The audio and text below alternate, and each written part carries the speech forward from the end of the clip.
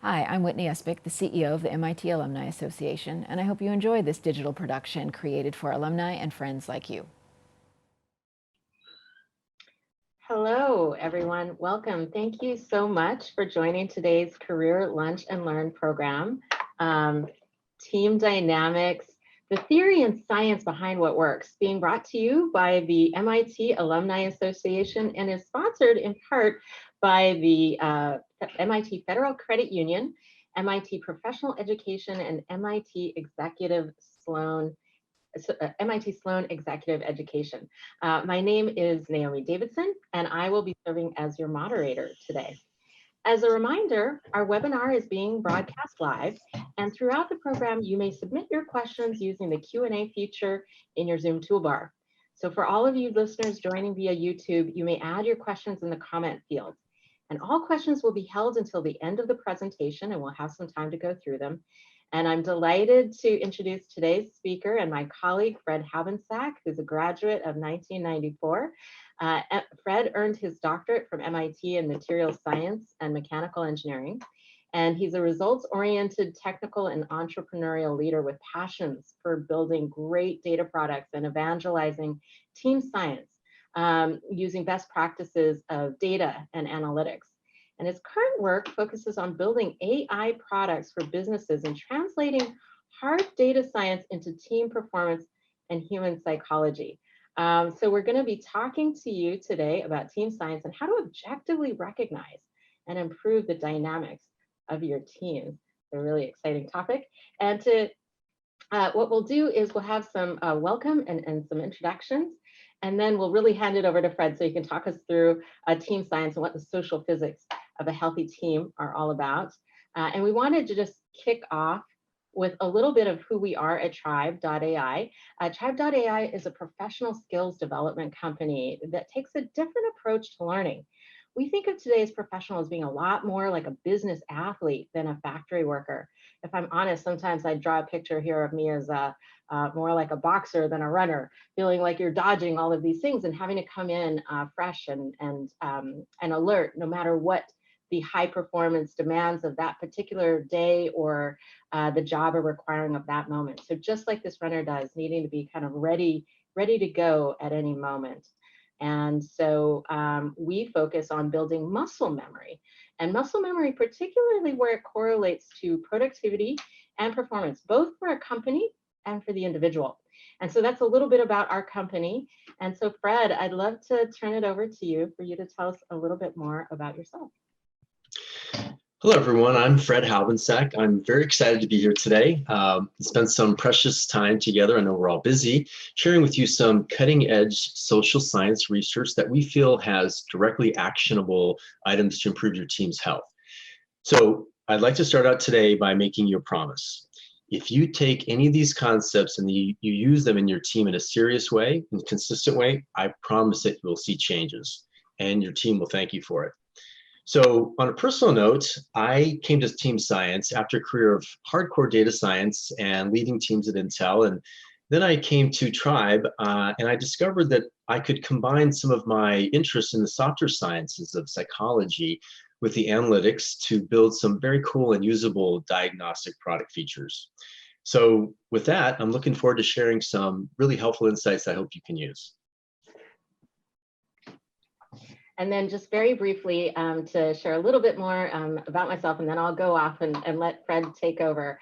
But I've spent my career, and sort of just give you another sense of the Tribe leadership.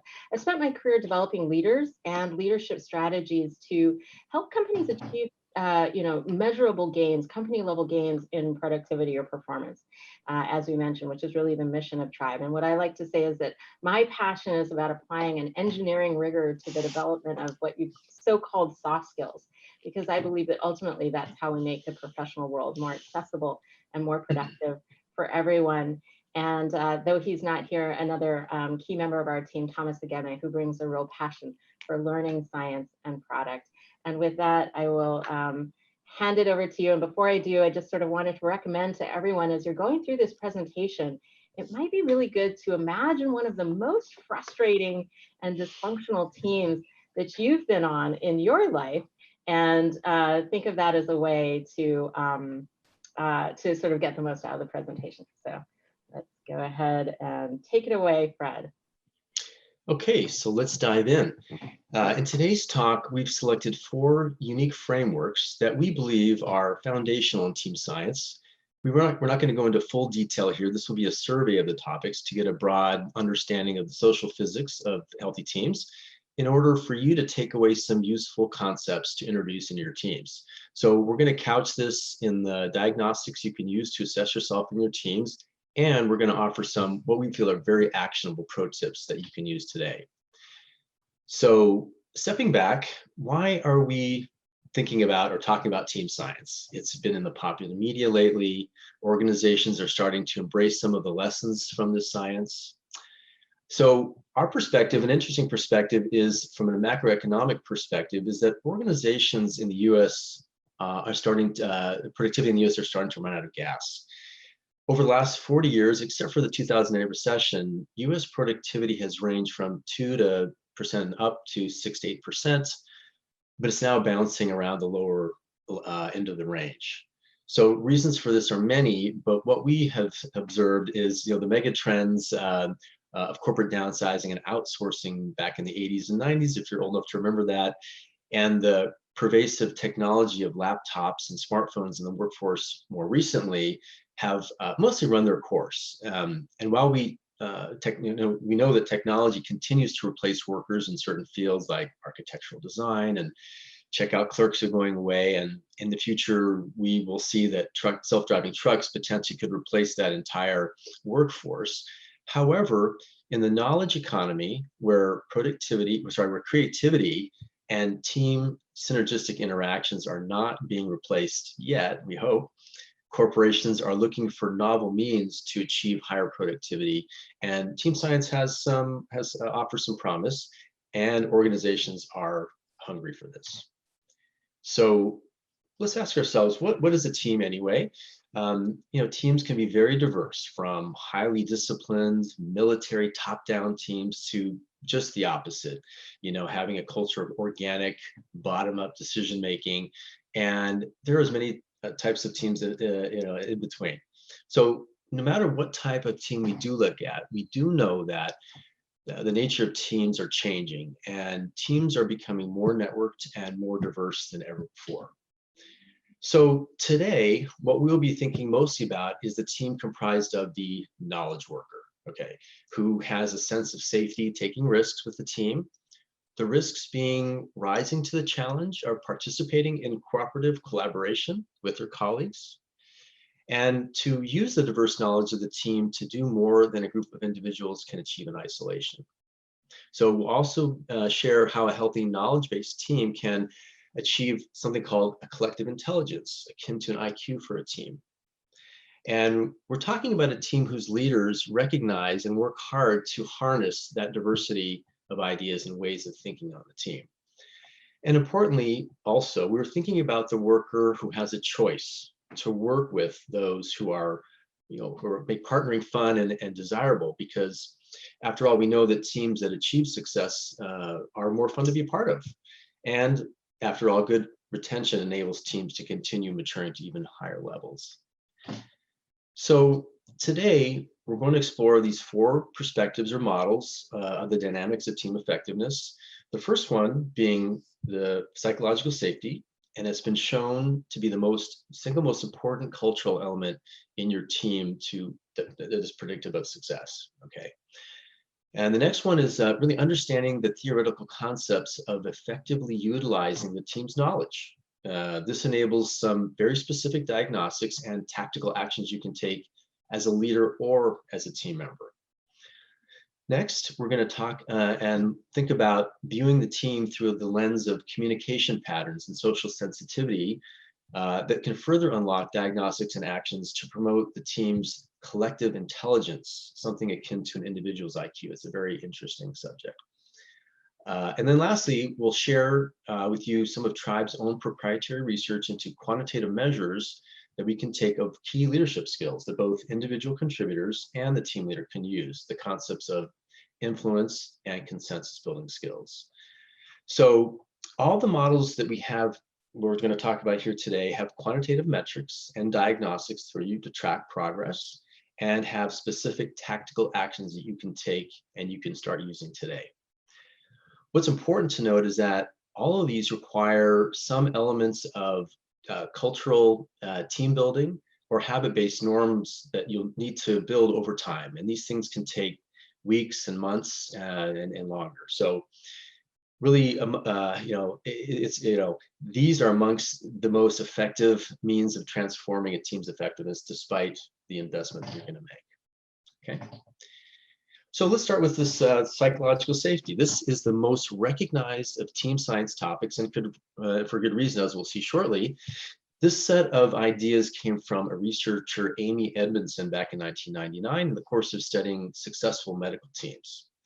And what she stumbled upon then was that the teams, the best teams, had the highest track record of errors. But in reality, these teams were just open about their errors, which naturally allowed them to focus effectively on the solutions. So what they had was a level of comfort or safety in taking the risk to be open about their mistakes. So really that's the crux of psychological safety, the ability of team members to feel safe in contributing to success. And in the intervening years since then, this has become validated in business teams as well. Excuse me. An internal team at Google ran a study called Project Aristotle back in 2015 that sought to characterize about 200 teams internally, and they measured dozens of metrics in terms of the composition of the team members, things like demographic data, gender, age, race, their education level, how long the team had been together, their IQ levels.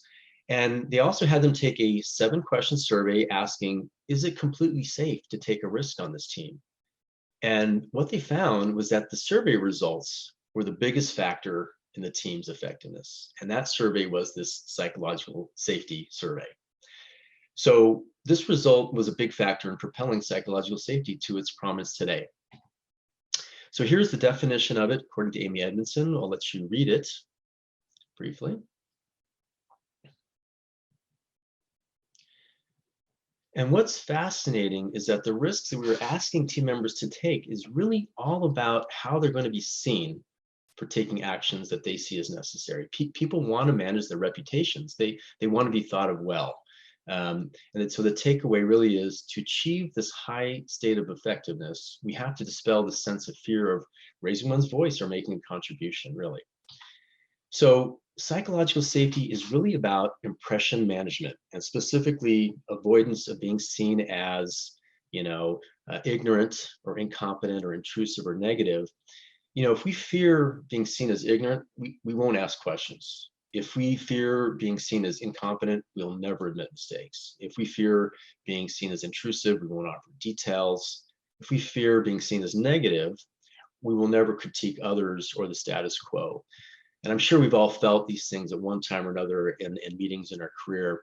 As humans, we all learn to be great impression managers. It's just a natural state for us.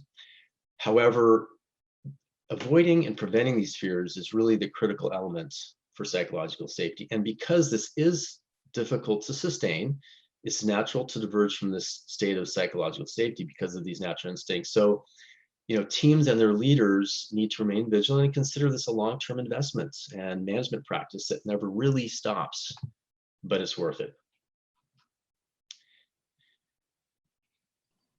So just chiming in here very briefly, if I think back to, Fred, this dysfunctional team that I can remember so keenly, and I definitely would say that we lacked psychological safety, who on that team, who was really responsible for that happening? Who creates psychological safety? This is the great question that everyone should be asking themselves. Really, it's everyone's role to be considering the psychological safety. Even though the team leader has a unique perspective, it really does fall on all of us. So as a team leader, the first thing you can do is challenge your team and ensure that they know their time and energy is critical for success. Let them know the outcome has uncertainty that requires everyone's energy and contribution, and this will engage those who are a little bit uncertain. Another thing the team leader can do is really try not to hide behind your leadership title.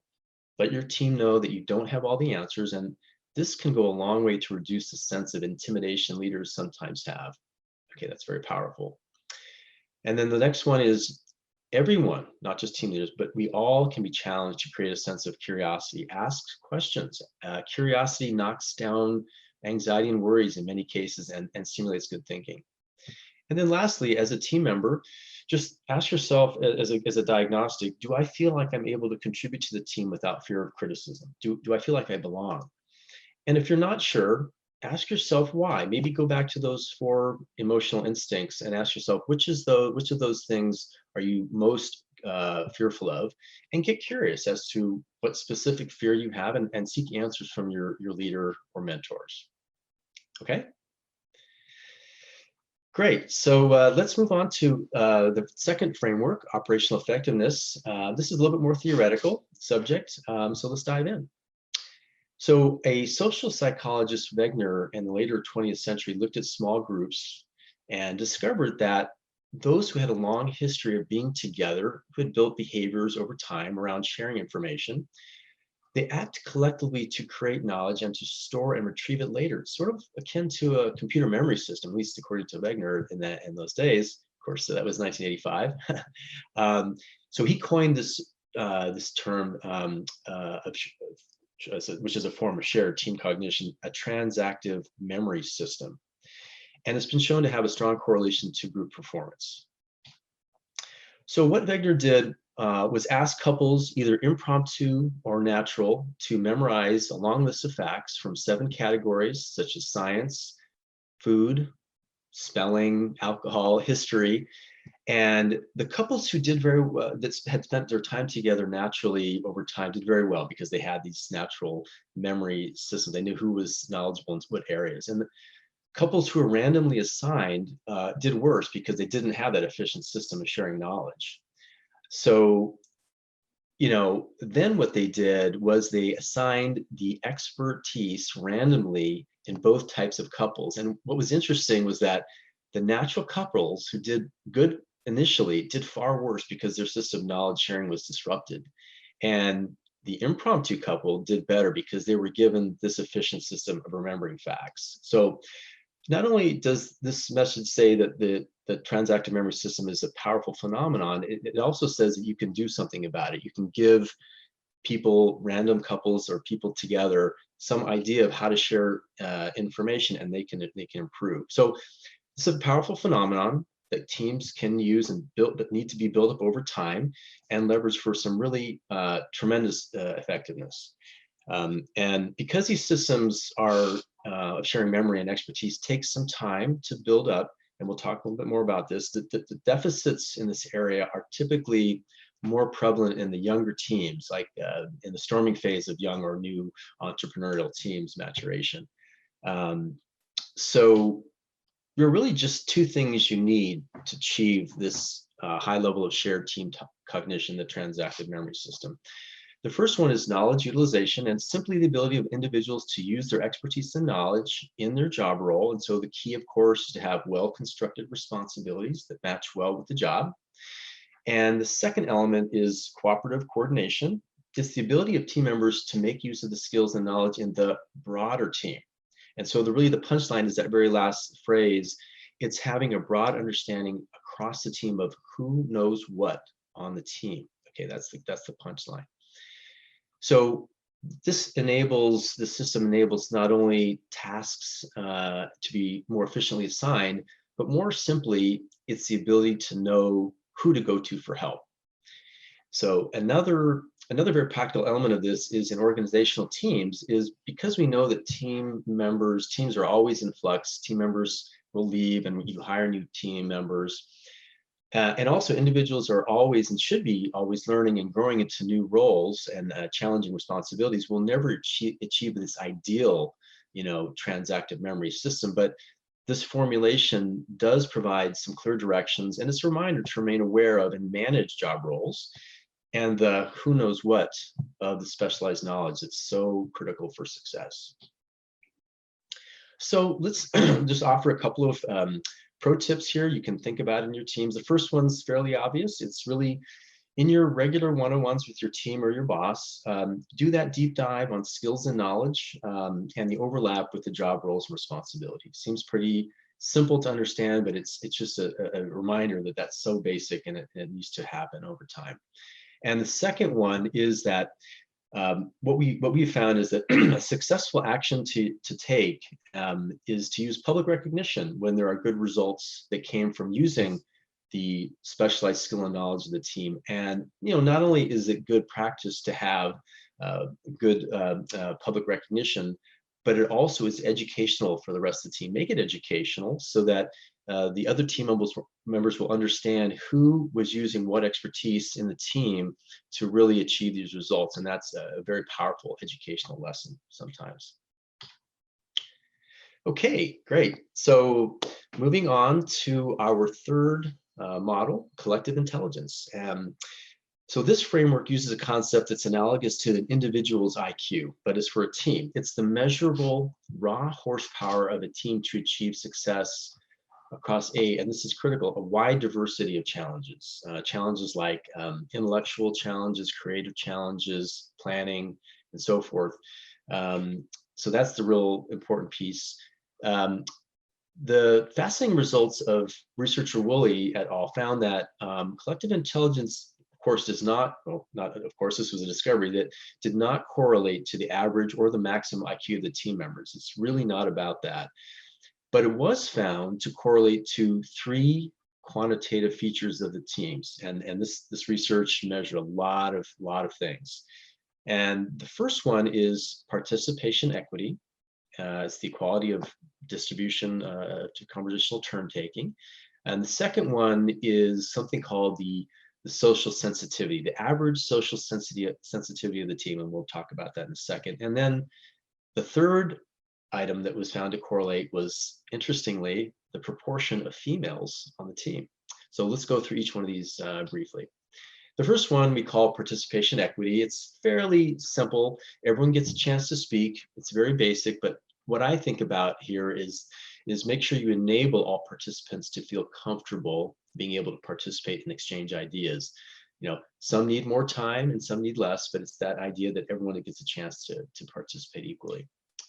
And the second measure is this social sensitivity, and it's defined by performance on a test called reading the mind in the eyes, and which rates an individual's ability to predict emotional state based upon images of facial expressions. And you can take this test online. You can go there. It's about 30 images like this, and you get a choice of 4 emotions you believe are reflective of that person's emotions, and it's a score. And what this points out is the importance of team members' ability to really recognize others' emotional states. Okay, emotional information is high bandwidth information. There's a lot of stuff going on that you can tap into if you realize it's there, and that successful teams do that. And then the third thing is this very interesting, having more females. So what was interesting is that after this paper was published, it became a little controversial because researchers could not completely deconvolve the fact that women in general have higher average social sensitivity. Good for you, females. But it's, can't deconvolve that effect versus maybe higher diversity of ways of thinking or other factors. But it's still a good thing to consider. So, okay, next slide.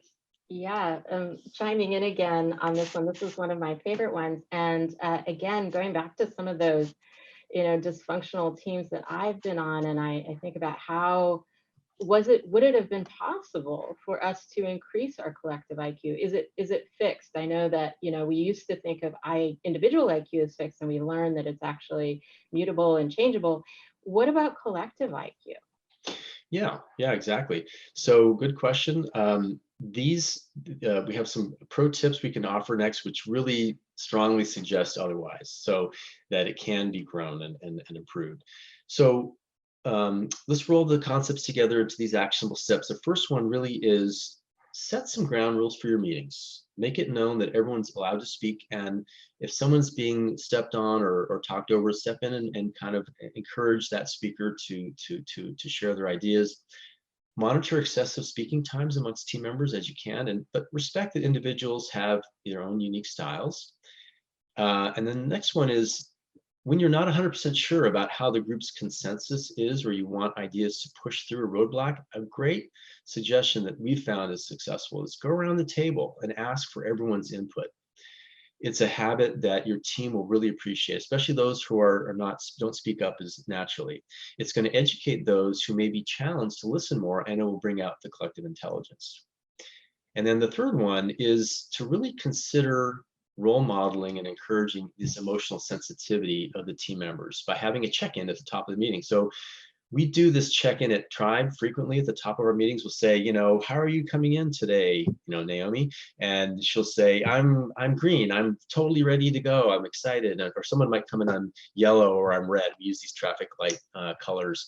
Or we might make up colors. Somebody might say, I'm chartreuse, and I'm not even sure what chartreuse is, but it's basically, between yellow and green. And it's basically an excuse for people to share, how they're doing, and maybe a quick little, if they feel comfortable. And usually people do, they'll say, oh, I didn't sleep well last night, or I broke up with my girlfriend, or whatever it is. And it's a good chance to kind of start the meetings out right. And what we found is also in some cases where some might not have tremendous emotional empathy, it's a chance to kind of educate and share that empathy is important on teams.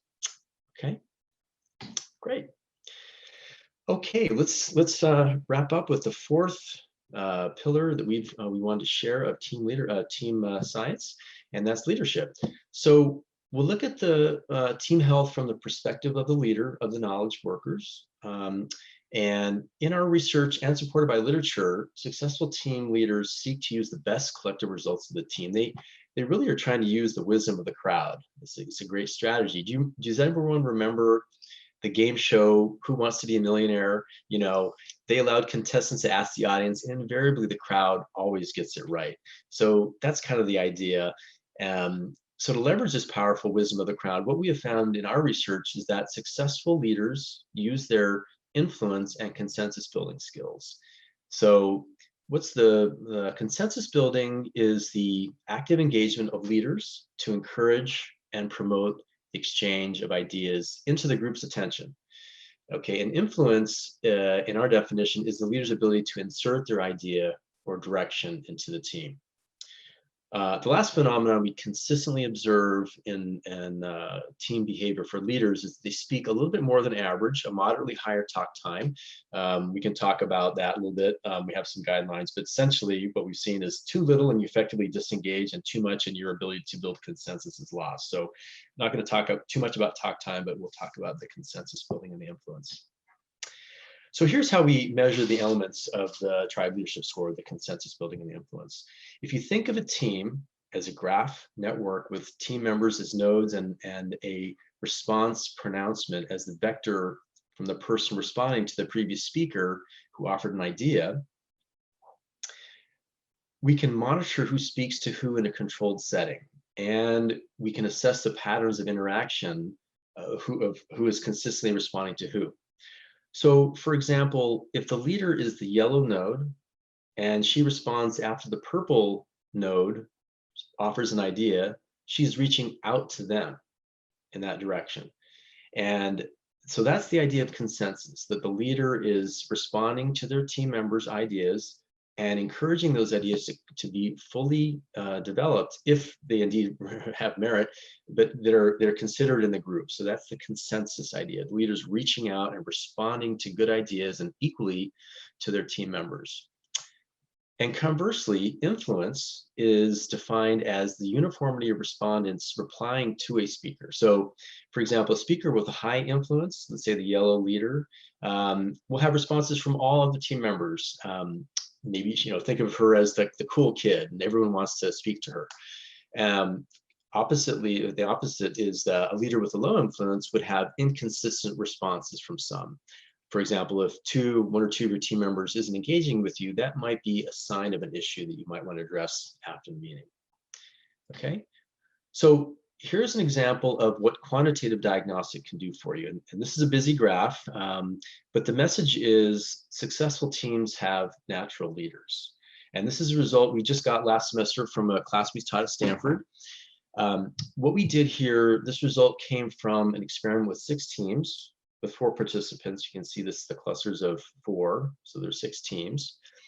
And on the axis is this leadership score, and on the x-axis is essentially a stack ranking of the teams on the left were the highest rated teams, and the team on the right was the lowest rated team, and they're ranked that way. So each team was given 30 minutes and asked to create a product idea with a market and value proposition, and was asked to present the idea to the entire class after, and the class rated them on a set of success criteria. So halfway through, this is the interesting part, halfway through we asked each team to pick a leader.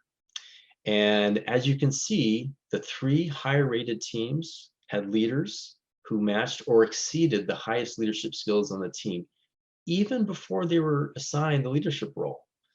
So if you just think about that and look at that data, it's saying that, and these results were statistically meaningful beyond a random chance, and again says that teams with natural leaders are more likely to have success, at least for the simple challenge that we proposed here. Okay.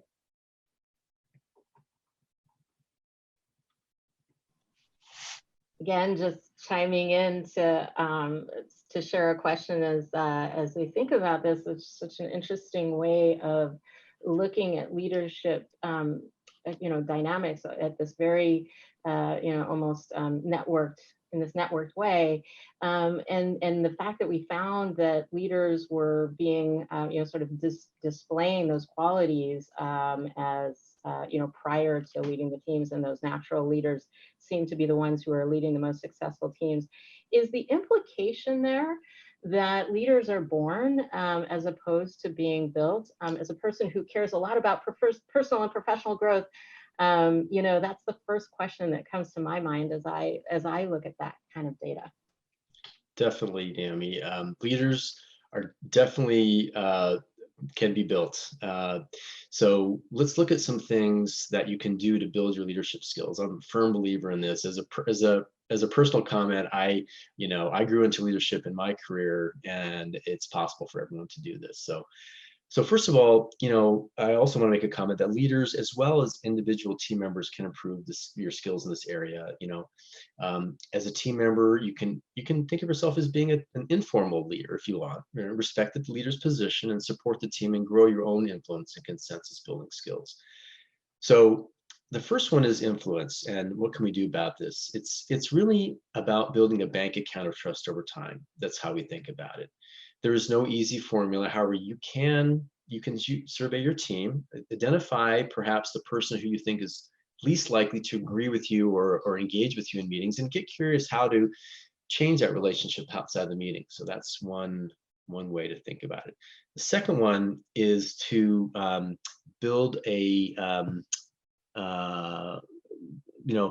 go out of your way to publicly agree if you do think you can, and use positive comments for others who make offerings where possible. So there's really nothing like a public nice thing to say to generate goodwill, and that's a great tactical thing to remember as a leader or as a team member. And the next one, consensus, is a little bit easier to think about. It's about pulling good ideas into the conversation. So use your listening skills. That's critical. If you're talking too much, that might be something you might hinder your ability to hear good ideas, and you might miss an opportunity. And then lastly, and we've heard things like this before, scan the room and be sensitive to anyone who seems confused or agitated, or is maybe not talking very much, and just be aware of that, and there may be a good idea or question that can be useful if you want to cover it. Cool. Well, those are the 4 models. At the top of the presentation, I promised that you'd see results if you use any of these subject matters or any of these tips. So I encourage you to go out and try some of these things. And take them into your meetings. And when you start to see success, I want to hear about your experience. Send me an email. I'm Fred at Tribe. I'll be happy to engage with you, answer questions. I'd love to hear your success story. Thank you.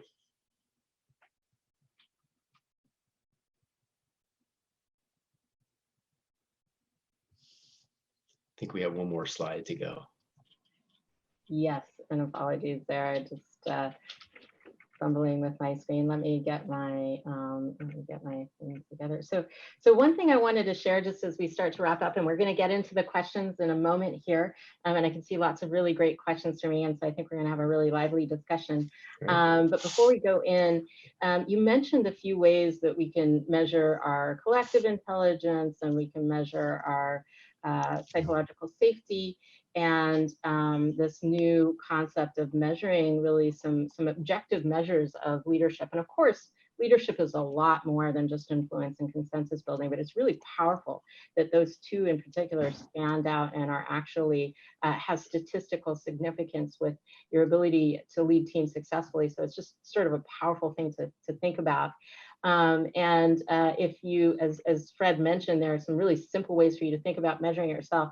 If you're interested in doing more with Fred and learning more about this, of course, this is Tribe's core raison d'etre, and there's just some ideas here on the how Tribe can help, and we'll share a link at the end to for you to let us know if you're interested in that. And I know there's also a lot of questions coming in about, will the slides be available? And yes, if you go to that link, you'll be able to get these slides and let us know if you have any interest in learning more about how you can actually get objective measures of these things from Tribe with your teams. So just really wanted to say thank you for everyone for joining, and let you all know that if you do reach out and want to engage us to do some work together, we are offering MIT a very special discount as former alums ourselves. So that's our kind of thank you to the Alumni Network. And this is a link that if you are interested in getting those materials and seeing more about the presentation, you'll have access to the slides, and you'll have access to the psychological safety survey, and you'll have information about other programs that, that Tribe has available. But I just really wanted to go to the questions, and before I do, just say, Fred, thank you so much for this wonderful presentation today. The MIT Alumni Association thanks you for taking the time to be with us and for sharing your work with MIT alumni around the globe. And in addition, really wanted to thank our alumni viewers for tuning in. And as a reminder, today's presentation will be on the Alumni Association YouTube channel under the Career Lunch and Learn playlist in about a week. And let's dive into the Q&A. So there's a few questions that came up quite a bit. One of them was, can we get access to the slides? So I've already answered that. Yes, you can, if you go to that link that's showing on your screen. There's a common set of questions around the gender equality on teams. And I think to really roll it up, I see several questions here. There's a lot of question around, is there a magic number? Did they find that it had to be 22% female, 50% female? Fred, was there any insight about exactly what that should be, and any wisdom that came from the science around that? Yeah, this is a question that comes frequently, and there is no good, at least in the initial days of this research, no good definitive answers on that. There's a lot of research that continues, and it's hard to draw a distinct conclusion because it has less to do with the quantification of females. That's easy to do. It's the difficult part of doing this work is how do you measure effectiveness, and how do you deconvolve the idea that women naturally have a little bit more social sensitivity. So there's these two factors: is it gender? Is it social, sensitivity? So the answer is we don't know. And I don't have a good answer for you. So I think the idea here is to remember this. The most important thing is less about trying to get 100% females on your team. I guess you could try that. It's more about making sure everyone on the team has an idea and this sensitivity to be emotionally sensitive. That's got much more power than this idea that maybe females have a little bit more of something.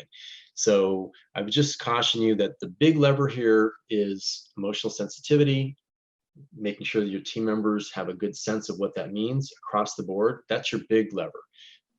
Having more females is One comment I will make is having 0 females versus some females is a big difference relative to 25, 50, or 100% females. So that's my personal take on the literature.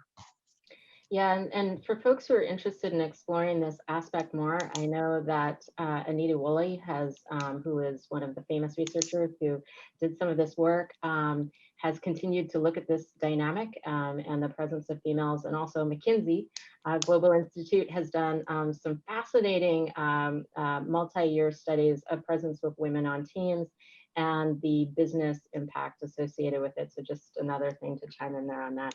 And also to support. There's no magic number that's been found yet, but the presence of females and diversity on teams highly correlated with their success in the marketplace.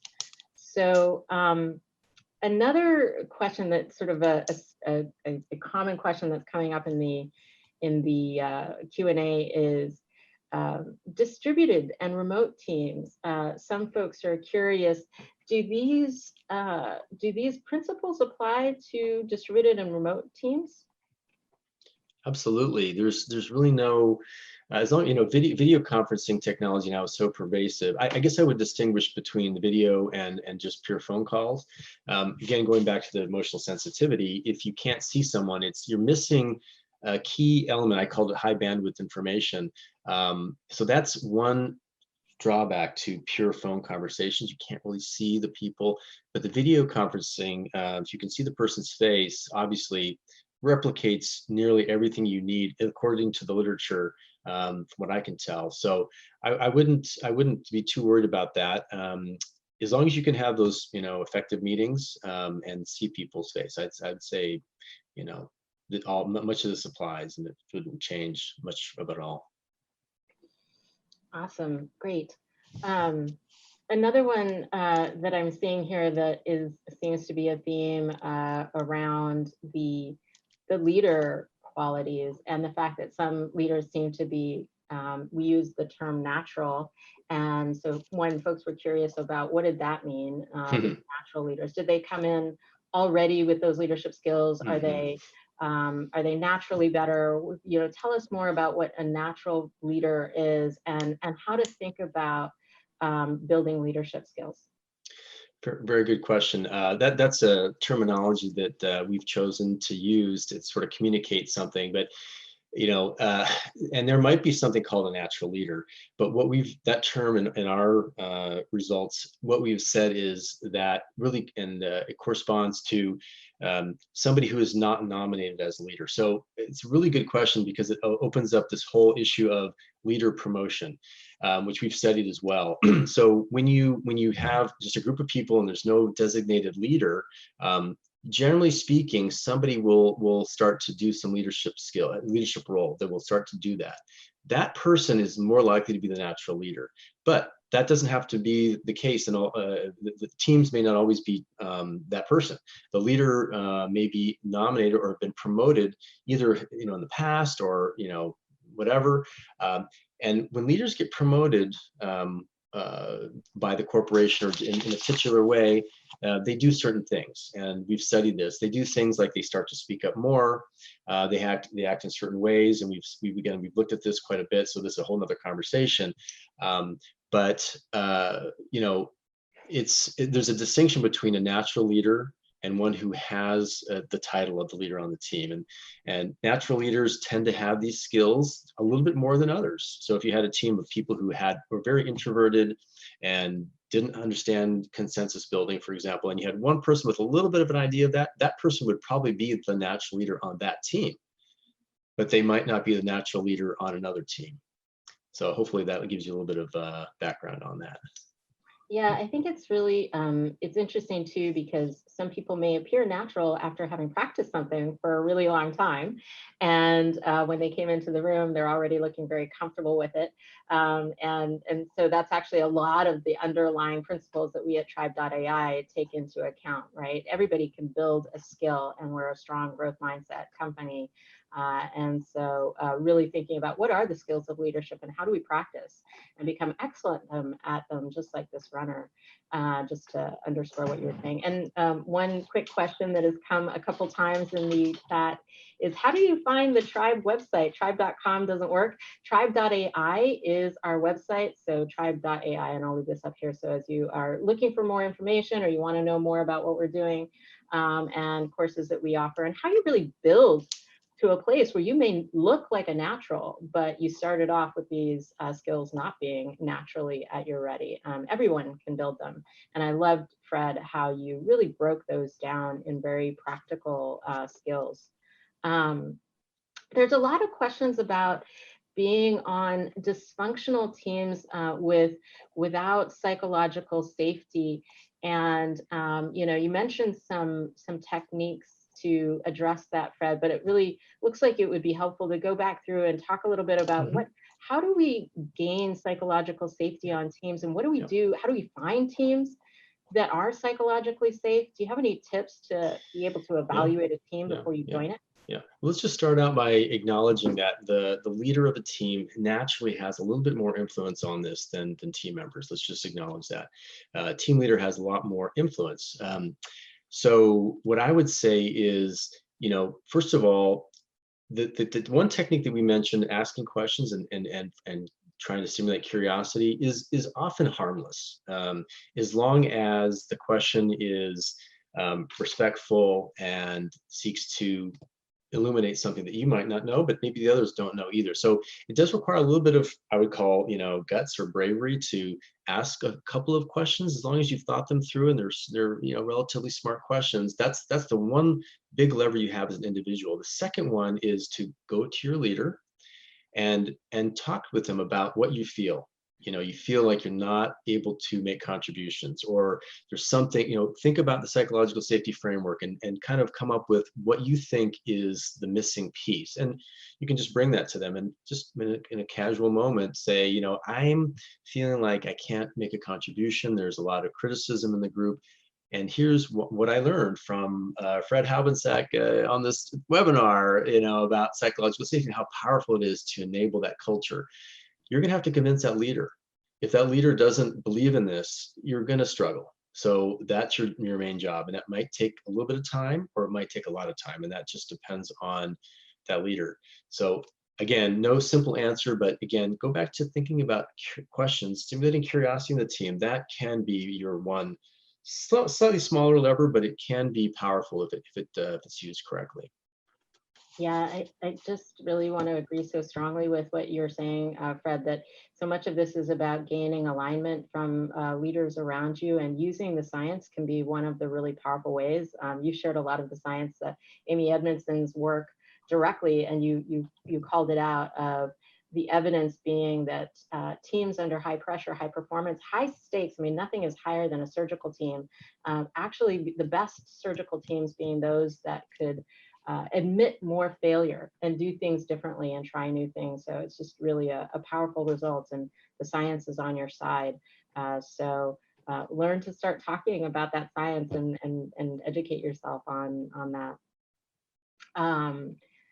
So let's see, looking through some more, here's an interesting one that I think is fun, is what about working with leaders that believe they're good, but if you use these principles that we've looked at today, are not actually exhibiting strong leadership behavior? How do you open up a conversation and give feedback on that sort of thing?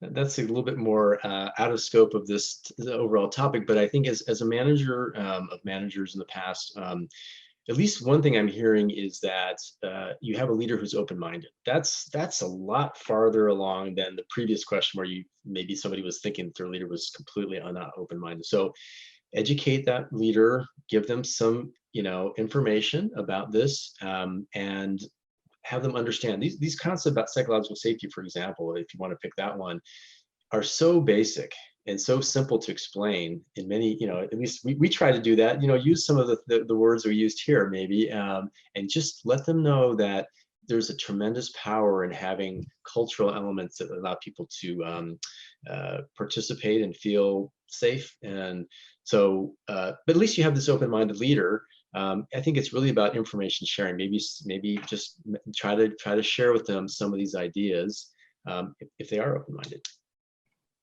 Awesome. Those are some great pro tips. And then one along the lines of that leadership, there's a couple people who are curious to see you talk through the leadership assessment data again. So let's skip through back to that slide and see if you can take us through it. So forgive me. Happy to. Try to navigate to about the right way. Yeah, could you talk us through this again, Fred, and just give us, how should we interpret this? Yeah. So we did go through this a little quickly, and I can just rephrase a little bit and just do a little bit more, add a little more color to some of this. So we did have the opportunity to get these 6 teams together in a class at Stanford. They were taught a little bit about some of the science, and then we did an exercise for 30 minutes. So forgive me if I repeat what I said before. I'll just add some things. So they were asked to come up with a product idea, and they were going to have to describe it a little bit in a presentation to the rest of the class. And we said, go. Actually, the method we used was we had a 5th person on the team that only role was to just keep track of who was talking to who. So Fred, Naomi, John, Fred, John, Fred. That pattern of who's talking to who is your raw data. And what you're looking for is quantifying who's talking to who, speaker A to speaker B, or speaker B to speaker A. And there's a functional dependence of why somebody would speak and respond to someone else.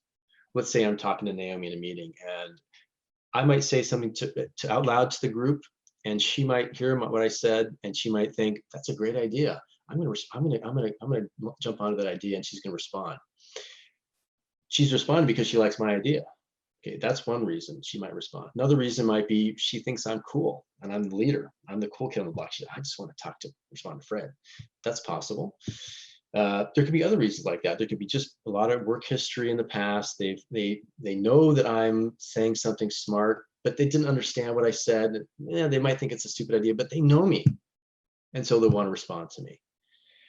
And there's many other reasons why they might want to respond to me, and there might be some equal number of reasons why they might not want to respond to me. And so what we're trying to do is tap into the positive and the negative reasons and quantify those. We can't break them down exactly into the exact reason for why somebody would respond back to someone else, but we can at least say, okay, Fred's the leader, and Naomi's responds to Fred a lot, and everyone else does too. So maybe I've got good influence on the team. And conversely, the consensus building. So I think that's part of the confusion, or at least this complex idea, is how do you measure these measurements? How do you quantify these measurements of consensus building and influence? And again, it's just looking at the pattern of who's talking to who, and assuming that there are underlying reasons why people would want to interact with each other, and that's what we're doing here.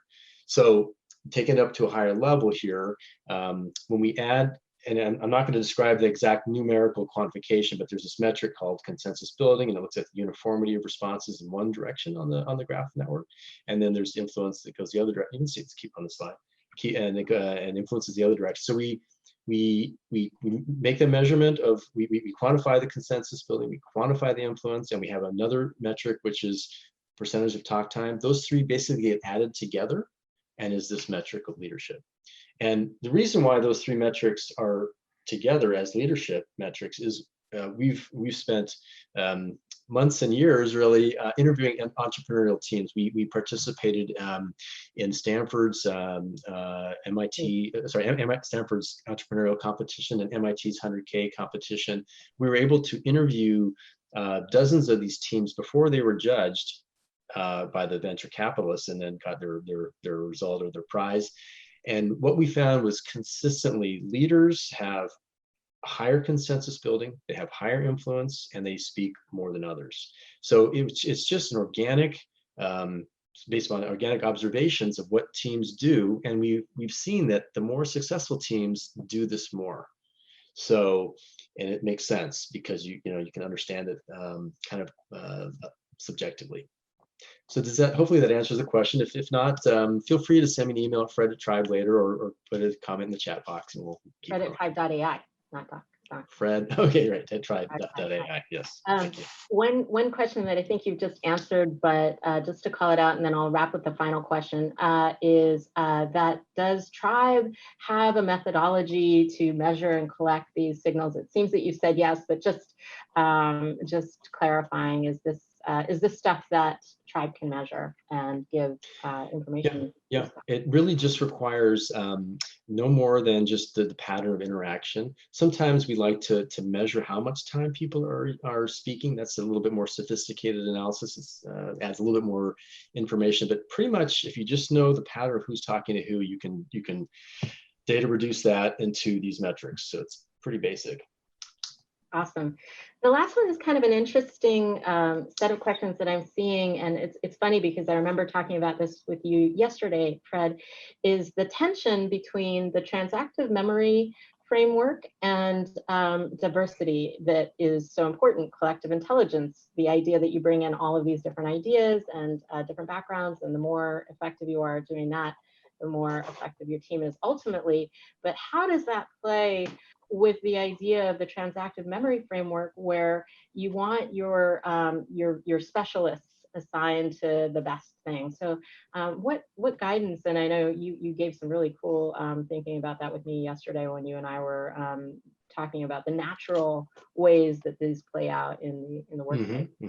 I think the overlap between those two frameworks really comes down to thinking about, I'm convinced of this, but you can think about this, that diversity is really specialization in a certain way. Okay, so if you have females and males on the team, as a simple example, maybe there's a diversity of thinking there. And in another way, there's a specialization that you also want to tap into. So it's a little bit like a continuum between what is a specialization and what is diversity, but they're sort of related. So it's really the same challenge is to bring that diversity of and specialization of thinking and expertise into the group. Both of them are talking about that in a slightly different way. Wonderful. Well, thank you so much again, Fred. Really appreciate all of the insights and the science. And there's just a lot of really excited questions in, and I know we haven't gotten to all of them, but as you said, and very graciously reached out to folks. Please do feel free to connect with us on LinkedIn, to go to our website. I'm still seeing more questions of, we're not tribe.com, we are tribe.ai, as evidenced by our fascination with science and data science, and really taking a measurable approach to how to achieve results, both as leaders and teams. And I'll show this one last slide one more time, just so that everybody can make sure that if you would like to follow up with us to learn more, hopefully, oops, sorry. Here we go. Apologies for that. You can go to this link and let us know if you'd like more materials, if you'd like the presentation, if you'd like to have the slides from today. This is where you can go. Let us know that you'd like that, and we'll send them to you. And of course, you can give us a little bit of your interest in other things that you've heard about today that you'd like to learn more about. So wonderful. Thank you all for your time. We know you're very busy MIT alum, and it's just such a pleasure as fellow alumni to be able to spend this lunchtime with you all, or whatever place in the world you are and whatever time of day it is for you. Thank you so much for connecting with us and exploring something as fascinating as team science. Thank you, Fred. Thank you.